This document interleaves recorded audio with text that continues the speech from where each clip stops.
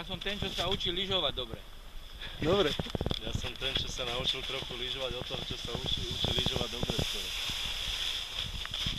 Dobre, toto je asi posledná naozaj lyžovačka tohto ročná, je 18. marca, nedeľa, 1:45 po obede, nedeľa, je to tu hotová paráda. Čo k tomu viac dodať?